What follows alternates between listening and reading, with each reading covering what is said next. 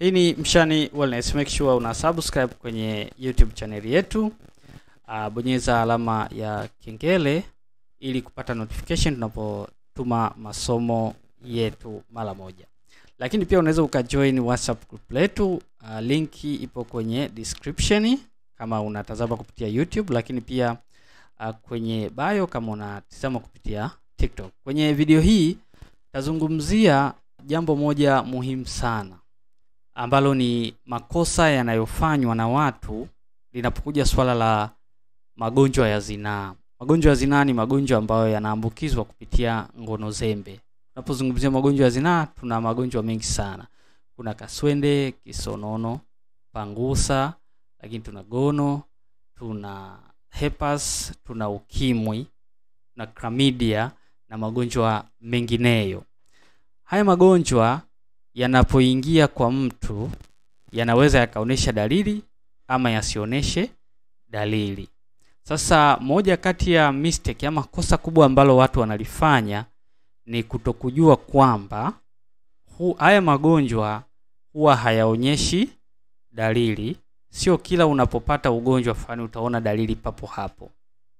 Lakini pia kosa lingine ni watu kudharau ama kupuuza dalili ambazo zinaweza zikajitokeza kwa yale magonjwa ambayo yanaonesha dalili za awali.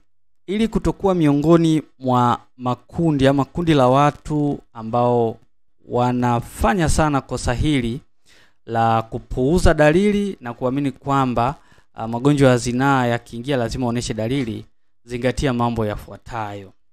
Kwanza kabisa, magonjwa ya zinaa yanaweza yasioneshe dalili. Unapopata ugonjwa wa zinaa unaweza usioneshe dalili kabisa hatua za awali. Mfano, kuna ugonjwa unaitwa chlamydia. Chlamydia unapoingia mfano kwa mwanamke, ugonjwa unaweza kukaa muda mrefu sana bila kuonesha dalili hata miaka. Lakini ukianza kuonesha dalili tayari umeisha sababisha infertility. Umeshapoteza uwezo wa mwanamke kuzaa. Lakini pia unaweza ukaanza baadhi ya magonjwa kama herpes ambayo unakuja kuona dalili wakati tayari yaisha kusababishia saratani labda ya mlango wa kizazi. Kwa hivyo usiwe miongoni mwa hao watu. Jitahidi sana unapoona dalili za awali ambazo unaona kabisa sio za kawaida, nenda kapime ujue kama ni magonjwa ya zinaa na ufanyiwe matibabu haraka iwezekanavyo. Lakini pia usiwe ni miongoni mwa watu wanaofanya makosa ya kuona aibu na kujisikia hovyo na hofu ile pale.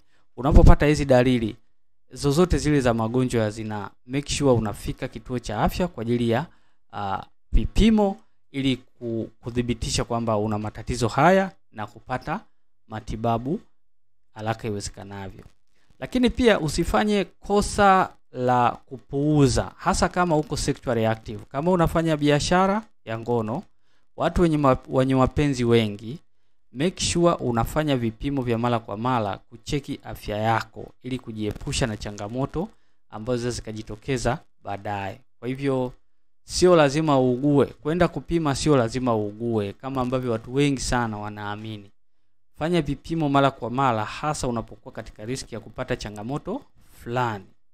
Kwa hivyo ni vitu ambavyo vinaweza vikakusaidia sana na ukaepukana na haya makosa ambayo yanasababisha watu kupata haya maradhi ya magonjwa ya zinaa ama kuathiriwa na zile effect zake. Unapoepukana na haya hizi mistake, haya makosa ambayo nimeyataja, kuna faida nyingi sana unapata. Kwanza, utapunguza kusambaa kwa haya magonjwa.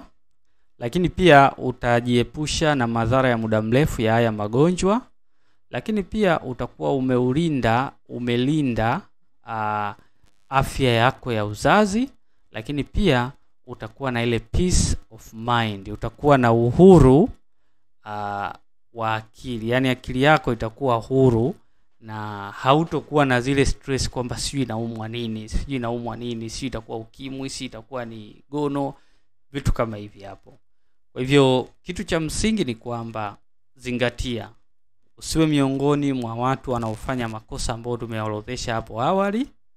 Lakini pia kama utaepukana na hayo makosa, ujue kabisa utapata hizo faida ambazo nimeziorodhesha muda si mrefu, ambapo ni utazuia magonjwa kusambaa, utazuia madhara ya muda mrefu, utakinga afya yako ya uzazi, na utapata ile peace of mind. Magonjwa ya zinaa yapo na ni mengi kweli, na ni moja kati ya chanzo kikubwa cha matatizo ya uzazi hasa kwa wanawake. Kwa hivyo jikinge na magonjwa ya zinaa kwa ustawi wa afya yako na jamii yako kwa ujumla. Hope utakuwa umeenjoy somo mpaka wakati mwingine. Bye bye.